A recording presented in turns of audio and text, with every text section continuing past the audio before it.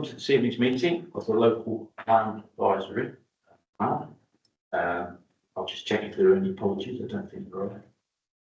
Okay. Does anybody need to declare an interest? Advisory panel. We've got some minutes to approve of the last 4 meetings of the panel, which are in front of me. I'll do the formal signing of those at the end of the meeting, but if anybody's got any issues on the minutes. If I may, Chair. Sorry. If I may, Chair, obviously I won't take part in approving these minutes because it wasn't part of the panel, but why are 4 sets of minutes being brought to a meeting now? And clearly there are other meetings. If minutes were going to be taken, they should have been taken and presented to the following meeting of this panel at the time. So any inaccuracies in those minutes could have been corrected at the time. Whereas now, I mean, the first one is the 4th of November last year, which is, 10 months ago. So Well, I think it's all. I'm just trying to understand. I think that's what you asking that. I did, but I'd just like getting that record for the recording. Democratic services, Yeah, well, complaining that pressure of work and Well, they're under. so actually I don't accept that because, and I'll tell you why I don't accept that, because if that's the case, and if that is the case, that there was concerns about the operational efficiency of the democratic services function of the council, that's a basic operational issue of the council. And if that's the case, then what I'd like to understand is what you, the administration, were doing along with the chief head of paid service to sort that out 10 months ago, rather than telling me now that it's all fit. Because that's the concern. Well, I don't think that last one's quite fair because this panel hasn't met since we agreed to go to the Red 19. This is the first meeting since then. So that this is the first opportunity to bring any of the back minutes. Yeah, but there shouldn't be back minutes. With Well, respect to at least one, wouldn't there? Well, there would be, but there shouldn't be back minutes going back 10 months, 11 months nearly. I'll take that point. I don't think that's good. That's not good for democracy or transparency. To my mind, the counting period was up to the last. We should have had the previous minutes of the meeting for 2019 decision. Hang on, so you're the chairman of the panel, you're the deputy leader of the council, and you're telling me that we should have had the minutes. In the normal form of things, we would have had the meeting. Okay, so all right, well, you've explained it. I don't accept the explanation, but I'm not going to get you. I can't turn the clock. No. Unless the officers want to. No, I understand Add that. anything, but you have had written an email explaining. I have. Well, I've got it on the record now for the recording as well. Thanks very much. Thank you. Gas pay. Just correct me if I'm wrong, and I hear your explanation, and also I can't vote obviously for those minutes because I wasn't on the panel. But however, I recall at some point, like I say, correct me if I got it wrong, that it was said there were going to be no minutes, only notes of the meeting. Yeah. So now, when we were asking, no, there are no minutes because blah, blah, blah, maybe some notes, and now we've got some minutes. Well, So were there supposed to be some minutes in the first place, or is it an afterthought? my memory is a bit hazy of that. And Yes, I'll mine ask is the officers if they want to add anything, but my recollection is that we had advice that we needed to put this on a more formal footing in order to comply with access to information. If I may come back, by whom and when? Because I thought originally when the terms of this panel were set up, we never said, or it was said, it wasn't going to be I on actually film. think it was originally operating and set up last. We carried on this local plan on that basis until we had some advice that we needed to more formalise it. If I could just come back on that, thanks, Simon.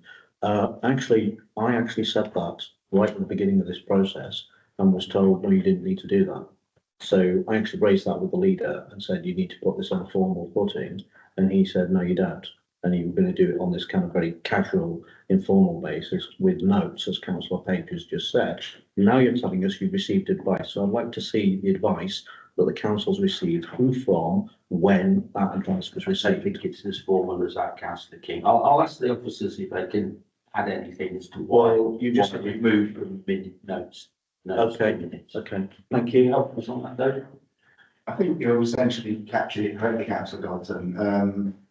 The panel began quite a way back, I think, initially relying on notes and action points. And then it was reminded by the advice, and I can't remember who gave the advice, I must confess, I can look it up if it was, I've still got some records, that for this to be a panel of part of the executive of the council, which is really what it is, it ought to be, with Parliament in public session, it ought to be properly minuted. And we have democratic services here to minute it, and maybe we've been minuting it for some months. The bulk of the work in drawing up the Reg 19 draft local plan has been done under this process that we have now. So to raise this at this late stage just seems to me to be a bit odd. Yes, I'm sorry, David. It's slightly oblique, but at the last meeting of scrutiny performance, the whole issue of minutes was raised about their late production and arrival. And I thought we'd agreed at that meeting that the person responsible for producing the first draft of minutes would be given time the following day to do so. So they could then go to the chair of the meeting for approval, and within a few days, a set of minutes would exist to do with whatever you want. Now, that certainly hasn't been actioned. So Okay, I just mentioned, how long was that meeting? June? quite a long time ago, April. I'd audit standards since then. Okay, well, I'll take that away and then discuss that outside. the meeting. June, yes, June. So, Yeah, David's saying we think the advice came from the monitoring officer. Around them. sorry, I just remembered about four, I think I recorded correctly, Yeah. this was, the monitoring officer, the new monitoring officer started with the authority last September. yeah, And when it was discussed with them around the running of the panel and the court term of reference, they reminded us on their advice that they ought to be held as a properly minuted panel as part of the executive of the council. yeah. That was about, I'm almost certain that's where they came from. The upfolding of the recording. Yeah, thank you, David. Thanks, Chairman. I'd just like to move the minutes on block, and as Darren's the only other one who was there, perhaps Darren can second them. So I've missed quite a few. So I can't really say. Well, Well, I've been here for the month, so I'm happy to second. I think we've done this to death now. I'd like to get on with the meeting. Yeah, exactly, yeah. Okay, so can we see all those in agreement with minutes? Thank you, that's carried. Right, can we move on to item 4, which is the local plan update, and I'm going to pass straight to Tess Nelson. Thank you very much, Councillor Dalton. Thank you. Good evening, everyone. So the family and I met just before we went out to the Regulation 19 consultation. Just to remind everybody, we were successful in publishing the Regulation 19 consultation. That was the proposed submission of the local plan on the 10th of March. That day is significant because it was just before the government deadline of the 12th of March to publish a draft local plan for consultation under Regulation 19 in accordance with the 2023 NPPF. Since then, we've had the 2024 NPPF, but that included provisions for local plans such as our own, which was in preparation and allowed those to progress on the same basis if at that date of 12th of March 2025 the Regulation 19 consultation was met, which we did meet.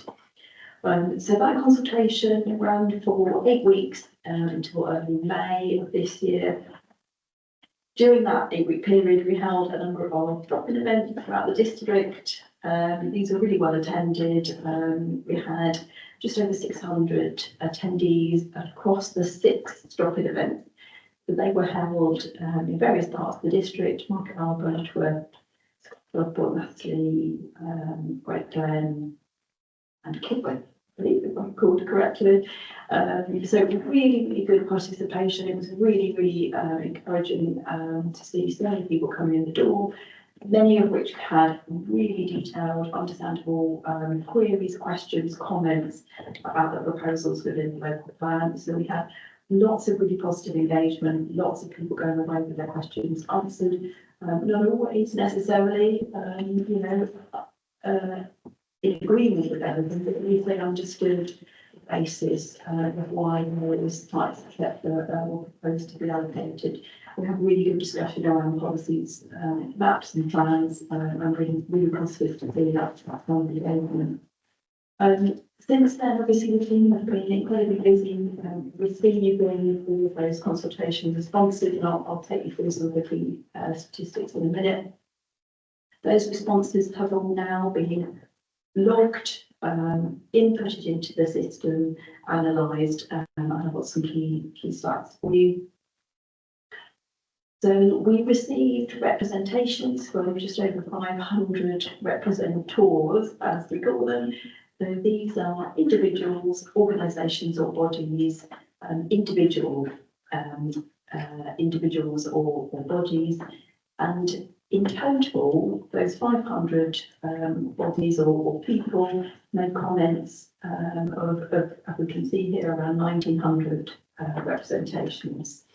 So each comment received is broken down into a number of representations, which is why that number is considerably more than the number of people making comment. And we need to break those down for the planning inspector, who requires those comments to be detailed on a policy by policy basis. Interestingly, I double checked, and that 1900 comments was very similar number to the number we received on the last local plan. So the local plan that we currently have adopted was adopted in 2019. And we went out for consultation on that at this similar proposed submission stage. We received a very similar number. I believe it was 1970, remarkably similar. So this is the breakdown of how they were received, which members may find interesting. So we got the majority online through the consultation portal, which is relatively positive. We received 37% by email and 1 or 2 by paper. These tended to be letters. So over the summer, the team have been incredibly busy, as I say, inputting all of those, logging them, summarising them, and analysing them. That piece of work is drawing to a conclusion that there's still a few aspects to be done, but we have now analysed all the responses and we're really pleased to find such a high level of engagement, such incredibly helpful comments, really positive comments. What we are tending to focus on are the comments which identify that there's a soundness issue, and soundness is obviously the key test, which, subject to later member consideration and approval, should the plans be submitted to the planning inspectorate, it's the planning inspectorate's role to test the plan for soundness. So as officers, what we're doing is essentially going through all of those representations, analysing them to identify, are there any key risks here? Is there anything that would suggest that there is a really significant problem with the plan that we need to address at this stage? So really pleased to say there's any new significant risks identified from that analysis. There are, of course, a number of issues being identified, and what we're doing is just finalising that list of key issues. So key issues is a requirement from the regulations that we need to identify for the inspector, essentially those areas where representations have identified issues that warrant debate at the local plan examination. So as members will no doubt recall, the examination involves a number of hearing sessions where the inspector is keen to indeed hear from those raising issues. And these are the sorts of issues which we think the inspector will be most interested in hearing about. So that list is being finalised and will come to you at a future meeting. In the meantime, officers are working with statutory consultees to explore some of the issues raised and mitigate those issues. So we're having a series of meetings with statutory consultees to understand a little bit more. Often when we receive written representations, it's incredibly helpful to sit down and speak with officers from relevant organisations to understand a little bit more about their concerns. So we've been having a series of meetings over the summer, and that will continue on over the next month or so. Through those meetings, what we're trying to identify is the extent to which those issues are significant, can be mitigated, we can reach agreement on whether there's any further work that we need to resolve those issues. So moving on to next steps, we continue to hold those meetings. What we're gradually moving from is the consultation phase of the plan, which obviously finishes really with that analysis of the consultation responses, through to the submission stage of the work programme. And that involves preparing all of the documents that we need to prepare for consideration by council, and then ultimately subject to council approval for submission to the planning inspectorate. So the regulations require a whole host of documents. Excuse me, and they are very largely the documents that we consulted on at the proposed submission or regulation 19 stage. So all of those documents will need updating, refreshing and adding to with the latest work. A work programme is currently being prepared for that stage of work, and obviously there is a significant number of briefings to follow, largely to this group, the Plan Advisory Panel, but also, of course, all member briefings and ultimately to Cabinet and Council meetings. Thank you. Okay. Thank you, Jess. Right, so that's where we are. Moment, any questions for the officers? That's King. Yeah, thanks for that, Tess. So a couple of things I'd like to ask you about, first of all. So, as I'm sure you know, during the consultation process, there were actually quite a number of complaints from residents. First of all, there were complaints from residents that when you had these walking sessions, they didn't realise they needed to fill in any forms or documentation. They thought officers were taking notes of their comments, and actually they thought you were, I'm not saying you were, I'm just saying that's what people have told me. And they didn't understand, some of them, that you weren't taking notes of what they said or questions they got raised, and therefore their comments didn't get counted as part of the representations. That's just, something to be aware of. Also, that there were some people who did ask, I understand, or thought they could pick up a paper copy of the consultation form, and I understand that wasn't available at most of those events. Secondly, there was an issue with the delivery of the information to residents across the district. Got information that was patchy. Although we requested that from the council communications team, that's not been supplied to us. About the tracking of the delivery, but it's not been provided to us, so we've got no idea whether we've been told to supply information from residents, which I have got from some small number. But that's difficult to prove. But it's just something that you need to bear in mind, that not all residents knew that some of these walk-in sessions, the ones that were most convenient to them, a bit like that, were being held necessarily, despite the efforts that were made. But two specific issues I want to raise about the consultation. So first of all, I'm aware, as you are, that a very large number of submissions were made by the campaign group Stop the Newtown. That's right. No, there were. What there was a very large petition. Well, what I'm trying to understand, because I've seen an email from one of the officers to that group, which says, yes, that's fine, you can make all these submissions that will be counted, but judging by the numbers you've just gone through, then they're only being counted as, well, I'm just trying to understand what they're being counted at. Are they being counted as consultation responses because they were put in that format?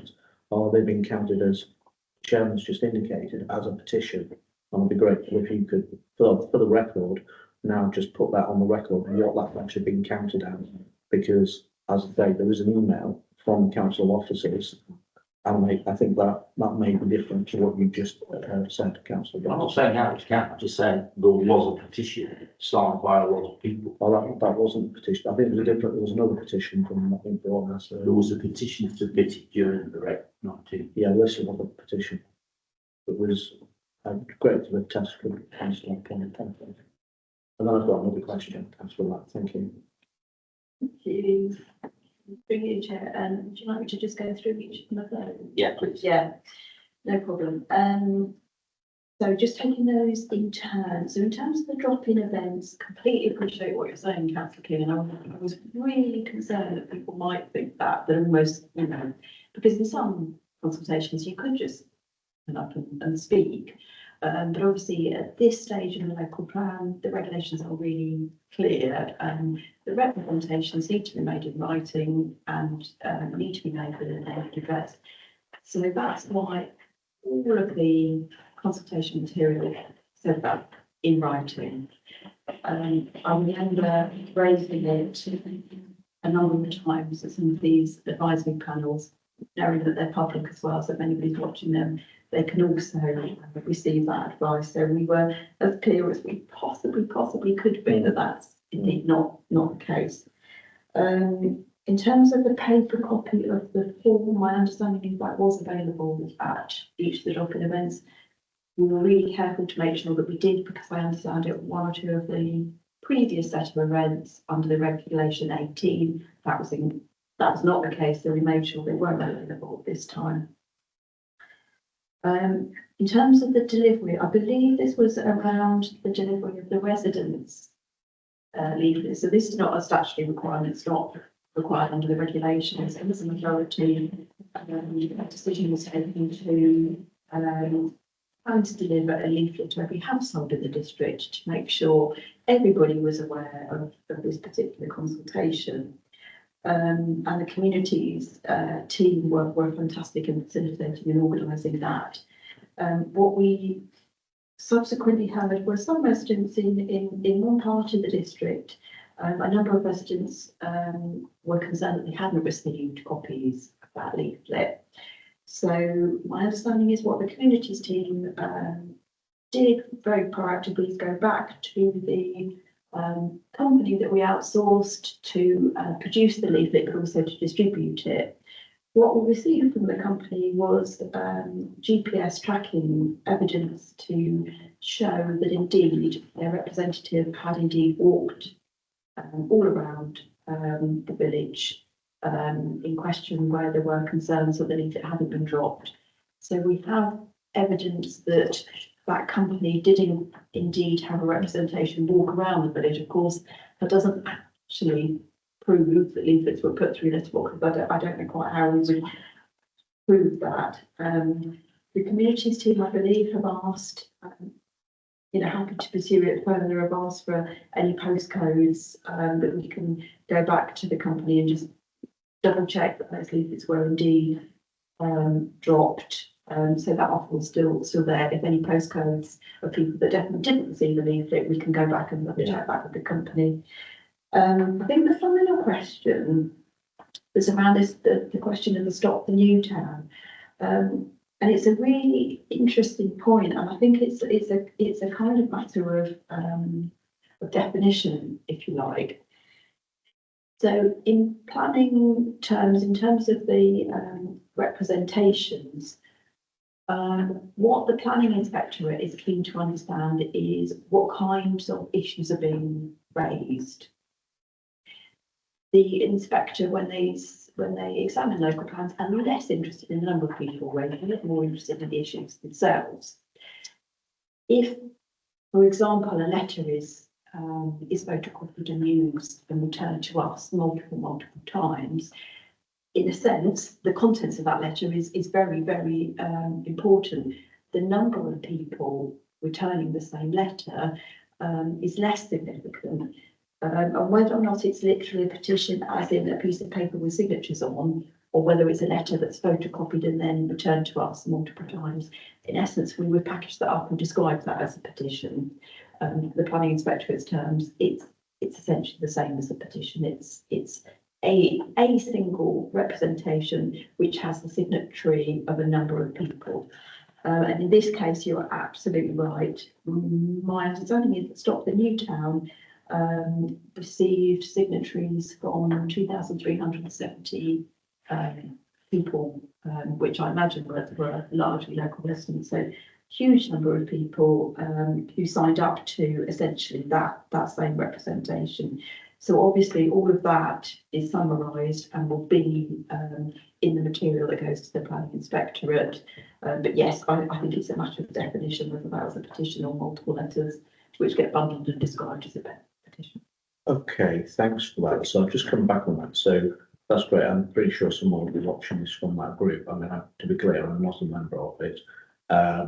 But I didn't use their submission, so just I'm sure you know. So, but they do have an email from one of the officers informing them, also implying, just can't remember exactly what it says, but the inference was that if you did what they did, then they would be all counted as not a petition, but kind of as a consultative response. Which is something you've just said something different to that. So that wouldn't have been their understanding, I think. But that's not for me. That's for them to take that up with you, I think, and with the council. But the other point I wanted to come back on was just about, and I'm sure you and the officers and other members on this panel are fully aware of the comments that the county council made back in March, saying they thought the plan wasn't sound, and also that it wasn't fully evidenced. And what I want to know is, you said there isn't any issues about soundness or any new issues about soundness, in fact. New issues, there's New issues. Okay, Okay, it says so- very clearly on the side, new issues. Yeah, that's what I just said. So new issues. So is that still the case that the county council are still maintaining that they are unhappy about matters? And there are issues that they consider regarding soundness, because I'm just trying to clarify that. And obviously, I've got a double hat interest in this, but I'm just trying to understand if they are maintaining that position with you. So that's all I wanted to try and understand. Thank you. If you want to answer the point there, stand. Yeah, thank you, Chair. Yes, so the county council, so we are having meetings to understand in more detail their concerns. My understanding, to answer your question, Councillor King, is yes, indeed, they are still maintaining a concern around soundness. What, as officers, we're trying to do is understand why that is, what it is that they feel we haven't done, and what it is that they suggest that we do in order to address that issue. But yes, my understanding is they are still maintaining that position, and yeah, we are working with them to try and understand exactly what basis they are making that. So what I've said on this, to the officers and quite openly and to county officers, that this has got to be resolved by the time we get to the examination. It's in nobody's interest to have a situation where we haven't resolved the issue. Because I think the bit that disappointed me in that report, about what it is we haven't done what we need to do, is it has to be in everyone's interest to have a local plan. We're going to develop, the applications are coming in, we're going to get the development, whether we want it or not. The question is, are we going to plan for it in terms of infrastructure?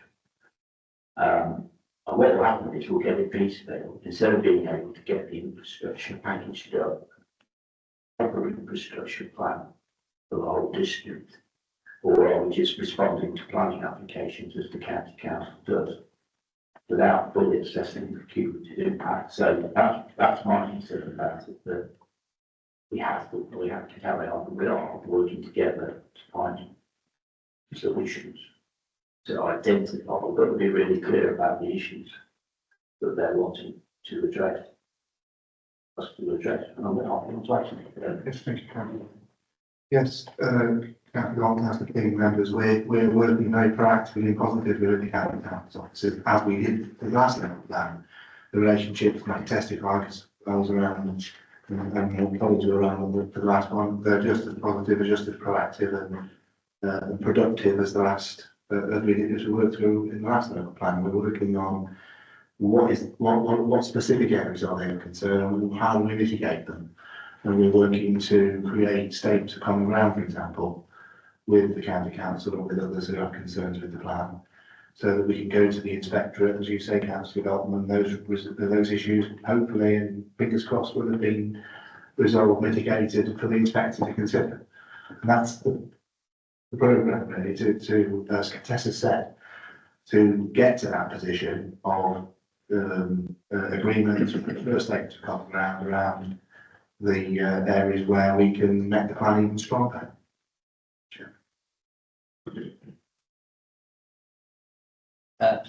Yeah, I'll take David Gett next, and then I'll move to you, Richard.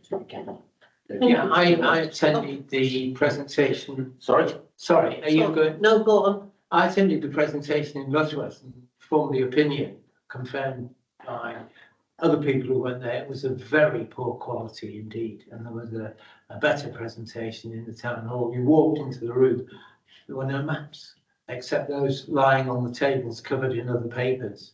It was not good, and you know, we need to do better than that. It was poor. I thought there was a display that went round all each venue. Why did you not have that? There was boards with a display. There was what, sorry? Display. There was a display and boards. No, there was only writing on boards. It was not good, just piles of paper on tables that people had to sift through to find out their particular concerns. And the boards that were covered in writing with, you know, what was going to be done. And the one in the town office, which had the maps up so you could walk in straight away, see what was intended for us, then go. You mean the site plan? Yeah. So it was not good. I'll just make that point. Okay. Fine. Sure. Ofsted would not have liked it, I would say, as next teacher. Do you want to respond? Happy to come in. Yeah. I have to confess, I think Lutterworth was the only one that I wasn't in attendance to, so I can't be absolutely sure. But what we generally did was then we produced a set of display boards that, as you said, had a lot of writing on, which explained the process, what the local plan is, what the vision of the plan is, and the strategy. What we then had for each location, dependent on the location, we had the relevant map on a board. I think the pile of maps that you're referring to, what we also then did is brought all of the maps to all of the venues so that we had it sometimes, somebody would, for example, at the Kidworth Fund happened to be talking to people who'd come from Market Harbour, so they were interested, so we were able to pull out the Market Harbour map. I'll take that away and just, if I may, just investigate and identify what the issue is. We also made display material available for parish councils, so it may well be that Lutterworth used our display material and perhaps displayed it slightly differently, which so if there's a better way of displaying that material, again, I'm keen to understand. Thank you.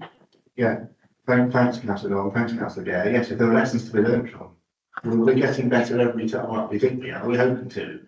So it is a challenging process, but we're hoping to get better and more inclusive as we go along. I think what you're all suggesting might be the locality specific plans might have been a little bit higher up, obviously in terms of how obvious they were displayed.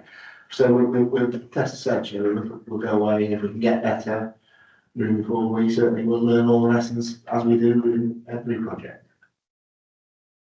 I mean, there's nothing wrong with your other presentations. When you were selling us Lutterworth East, we had some magnificent presentations. We've had magnificent presentations of quarries and battery farms and extensions of Magna Park.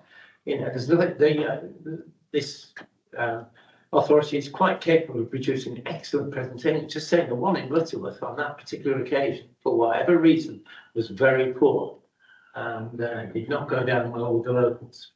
I've just played that one. Thank you. Thank you. Rosita. Thank you, Chairman. Just a couple of points. Yes, councillor Dare is quite correct. This council is able to do good presentations. And I also, and many of my residents were extremely disappointed. Now, why I'm even more disappointed is if I had £1 for every time I hear that officers say, I will take that away and I will improve, I'd be a millionaire. Because it's not the first time that we are producing a local plan. We've done this before. I sat here before, so did Councillor Bolton. And every time when we raised an issue, officers said, we will learn from that. But funnily enough, there hasn't been a learning curve. So I am very disappointed that we have not actually took away from all of the mistakes that were made at the last time and improved them. Secondly, we're talking about working with county to secure this local plan. And I still am really, really concerned because this council hasn't got a 5-year housing supply. And I don't see what the rush is. I'd like to see everything to be done properly. And we need the infrastructure because we have got a responsibility to the residents. There are going to be so many houses and with most likely a lot of speculative. We know that it's going to happen, but we will need infrastructure. We need proper traffic consultation. So I think it is slowly catches the monkey and let's get it right. Now, my other point, it is going back to the distribution of the leaflets. Now, there was and I don't know, I wasn't there, and I cannot argue the tracking. But again, it disappointed me because there were over 200 people in the village hall in Ullathorpe. And even if half of them chucked away the consultation response, and even if half of them told a little porky, there was still an awful lot of numbers who did not get that consultation paper. Now, when I raised it, it was, I mean, I'm speechless. Whoever the officer was said, name them and give me addresses. How am I going to do that, right? So there were these people. Then, right, I live in a different village and I didn't throw it away and I didn't get one and other people. So I do not know what that they could have walked it, but maybe it was too much trouble of opening a gate and putting it into the letterbox. But I know for certain that a lot of people did not get that response.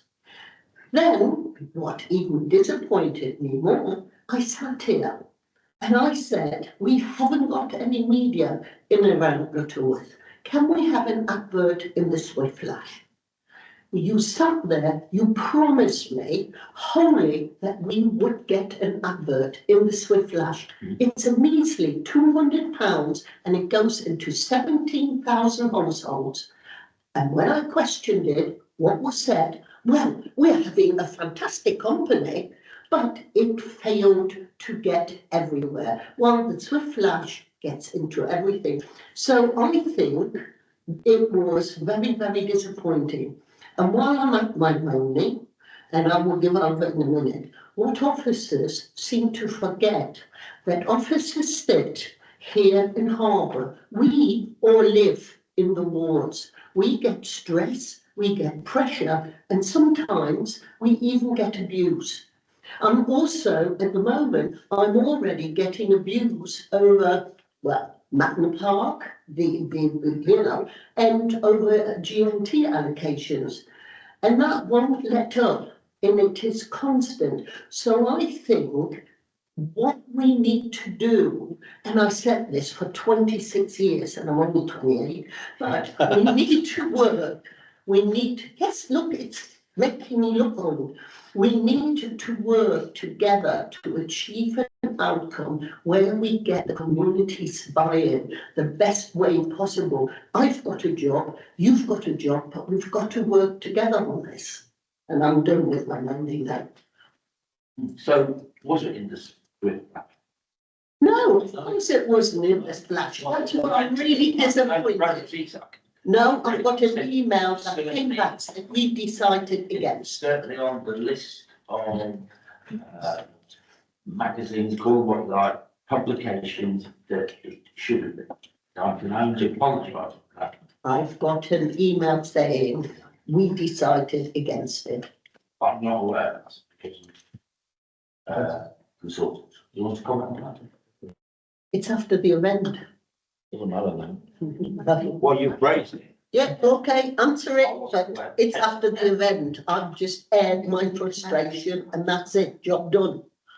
Yeah, I have to come in and try and help on this one. It was raised at local plan advisory panel, I believe it would have been the February one. So it was, you're absolutely right, Councillor Page, it was originally on the list. I remember the presentation that we included it. Subsequent to our initial conversations and discussion on consultation arrangements, a decision was taken corporately to do a residence leaflet newsletter through every door of the district. Now, clearly, that was a bespoke leaflet about the local plan that was hand delivered to every door of the district. Caveat that obviously with the concerns about receipt. So on the basis that we were doing this bespoke piece of work, there really wasn't a need to take something through the Swift Flash as well. So that's why essentially the residence leaflet replaced the previous the Swift Flash.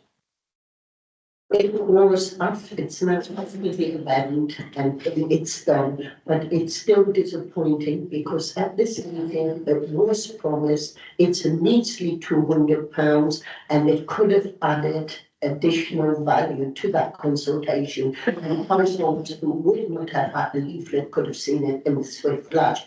But it's more so for me, the disappointed meant of having had a promise from officers and then as we've decided, because once we agreed something in a meeting and it's limited, I don't think any officer has got a right to overrule it and say, I've decided. And anyway, I rest my case now. Thank you.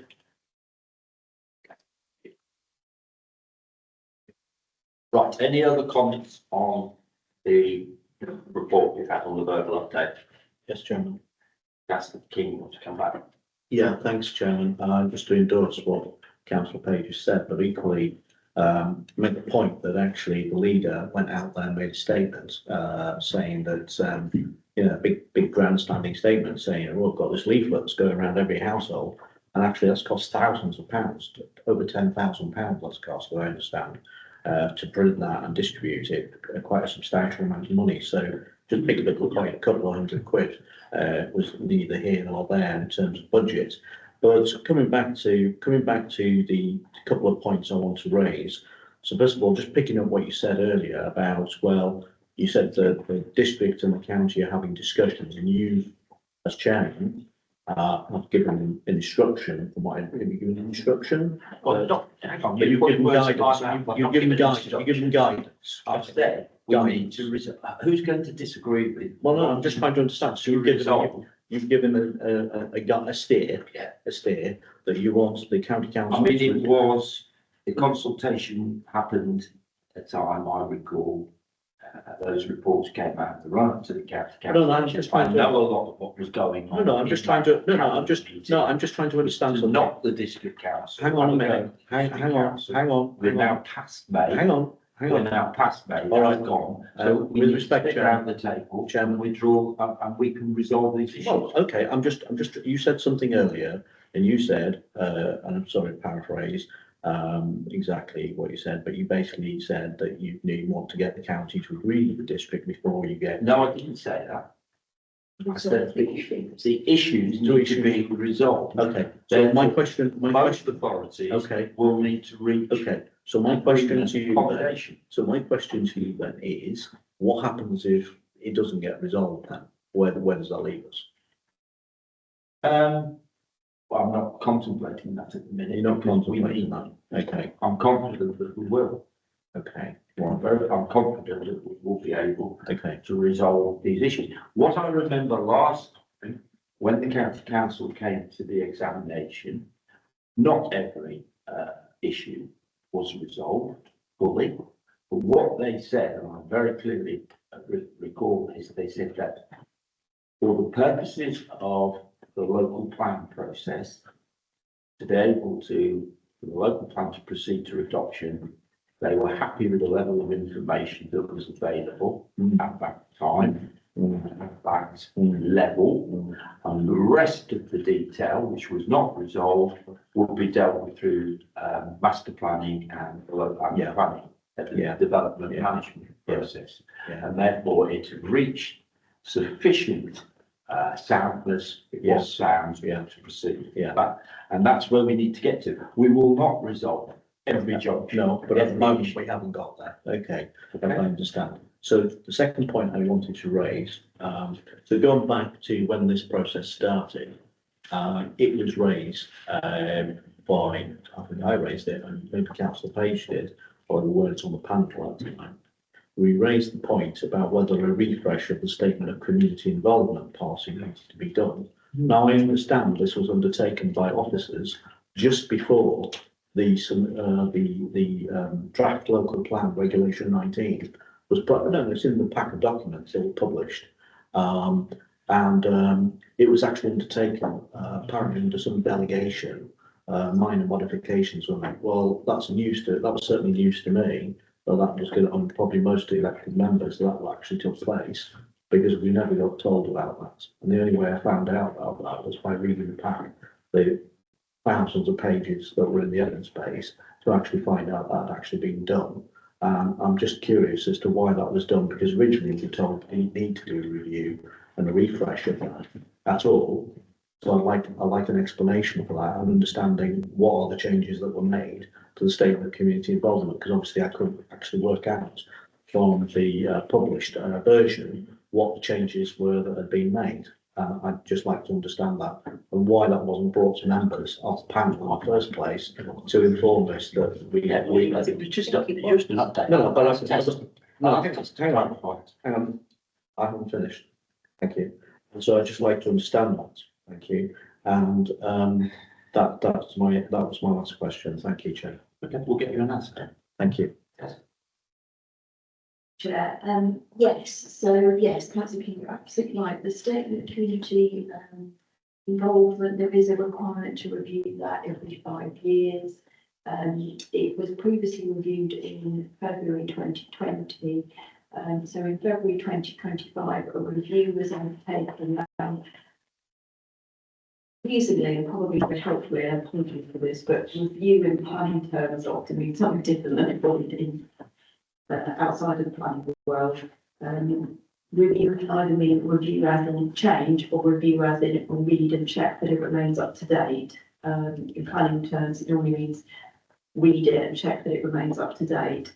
So that review was undertaken prior to the start of the Regulation 19 consultation.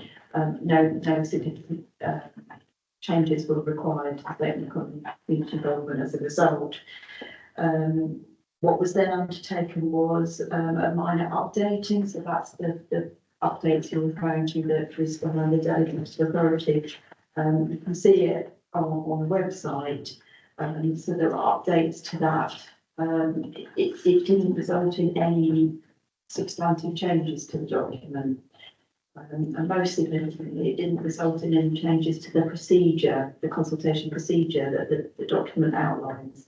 So yes, references within the document. So if the document referred to the MNBF at a particular date, reference was changed to the more up-to-date DPS. Yes, minor updates were undertaken, delegated authority. It didn't change the substantive contents of the statement of community involvement, so it didn't change the procedures. So yes, a review took place, but no significant changes were needed. Okay, thanks for that. So therefore, I come back to the reason why I put that on the, to raise the question, is there were plenty of opportunities for that to have been brought to this panel. I don't see that as a confidential item that needed to be held under Cloak and Dagger section 100. That could have been brought panel in February to say this year, to say that we need to just, as you just said, we need to have a quick look at this. We're not recommending any changes, and members could have said, yeah, that's great, we endorse that.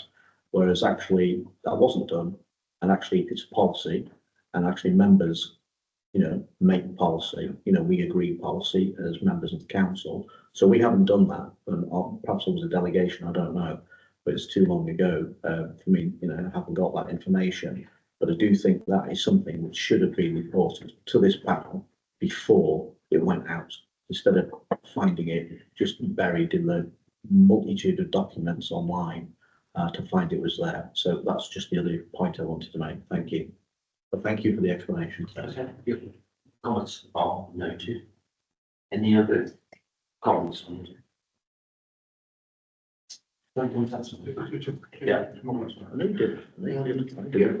Thank Councillor King. I understand the views of the views now and the views of members. There is a delegation to myself to undertake this kind of work on the nature of the actual update in relation to the regulations, and I believe that was what happened. So the advice that we have as an authority is to use the delegations when they're relevant for you, and not bring items to members' meetings that can be used, that delegation of members already agreed can be used to deal with those matters. So that just adds a bit more comfort. Yeah. If it's useful. Right, yeah. I'm sure I remember it coming to the February meeting. I'm sure I remember talking about it, It's not minutes, is it? saying that it was being reviewed and there was much going on. Not minutes. Much change to it. I'm sure I remember that. That go. I can't remember, but yours, on these matters of detail is far better than mine, so.